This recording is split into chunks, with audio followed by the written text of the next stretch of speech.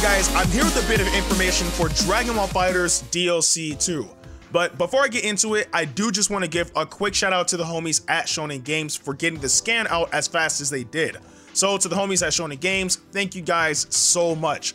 But back on point, there's a new Dragon Ball FighterZ DLC 2 scan that I guess officially confirms Vegito Blue being in the game, though we've already known about this for about a month now because the trailer actually dropped last month. So in this scan, I'm not going to focus on his moveset because we already know what it is and we've seen it in action, but instead focus on other aspects, with the first one being his stats. So with his stats, his power is S, his speed is S, his reach is A, his technique is S, and his energy is double S, and his ease of use is double S. So unlike Zamasu, who is actually going to be one of the hardest characters in the game to use, Vegito Blue is going to be one of the easiest characters in the game to use, focusing primarily on energy-based attacks such as Ki Blasts or Final Kamehameha, etc, etc. So I can see him trying to space out the opponent, but we do see that he actually does have moves where he can mix it up in close quarters as well, because he seems pretty well-rounded.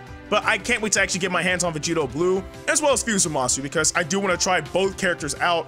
Although I'm personally leaning towards Vegito Blue a bit more. Like I've already talked about that amongst my group of friends, that I really do want to play as Vegito Blue.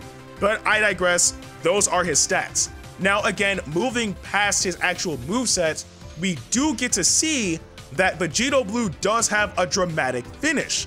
Now, I initially thought that this was going to be the particular case where he was going to just completely destroy Zamasu with Final Kamehameha, but the way how they strung the dramatic finish together is, if you guys remember in Dragon Ball Super, when Zamasu was going on a monologue when Vegito first fused, he actually hit him in the face and then kicked him away, and then, they started their battle. So that seems to be the very beginning of the dramatic finish, and then afterwards, he ends it off with Final Kamehameha. But I could be wrong as for the beginning portion, because it also could be where Vegito Blue almost diffused, and by that portion hit him with Savage Strike, kicked him away, and then did Final Kamehameha.